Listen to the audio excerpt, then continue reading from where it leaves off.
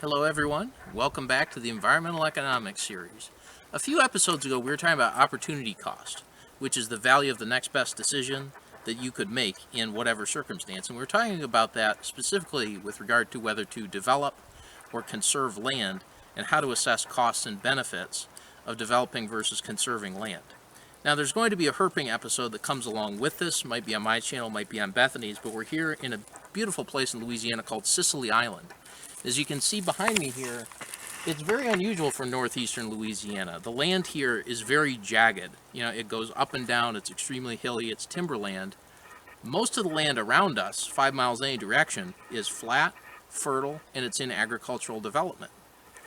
Now, why would it be, besides the fact that there are some unique animals that live here, that this land is conserved and the land all around us is developed and it's in agricultural production?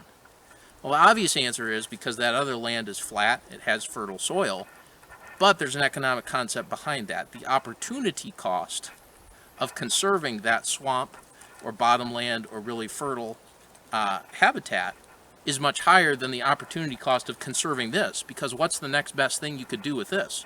Turn it into housing? Good luck. You see that cliff? I would not want to live on the side of it.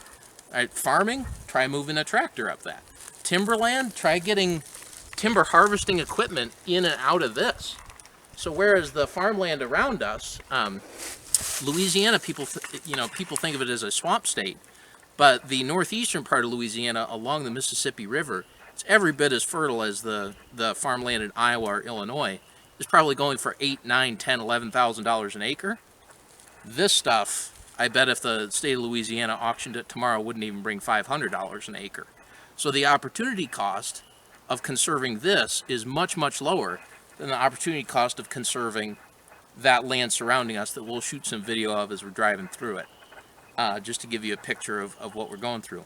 And this is the reason that there are many more habitats like this remaining in the U.S., pine forests, deciduous forests, hilly areas, than there are, say, tall grass prairies, which Bethany's done a lot of research on. We've done some herping in Missouri, because the overwhelming majority of those are located on fertile land where the opportunity cost of conservation is really high.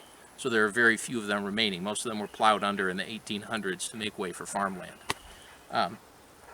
So yeah, opportunity cost at work. So I'll just ask a question for you guys, and feel free to pause and try to think it through before you push play and keep going. Based on what we just talked about, which city do you think sprawls further from the urban center into the rural area? Which city do you think has a bigger suburban sprawl? Indianapolis or Phoenix, Arizona? Pause and take a second. Okay, the answer is Phoenix, Arizona, because surrounding Phoenix is just desert. The opportunity cost of developing that into housing it's not zero. I mean, there are many cool desert animals, but the market value of conserving that land, or the opportunity cost of that land, is very, very low. So whereas in Phoenix, you go 50 miles any direction, you're still in the suburbs of Phoenix, 50 miles from the center of the city. Indianapolis is surrounded by very fertile farmland that's pretty high value. So people are packed a little more tightly together, and even within Marion County, which is the county that has Indianapolis, you can be only 15, 20 miles from downtown Indianapolis, and you're back in farmland.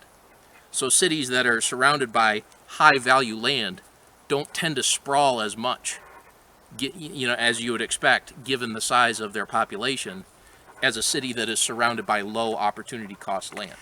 So that's that concept at work, and I'm glad it's at work here because we saw Louisiana slimy today. So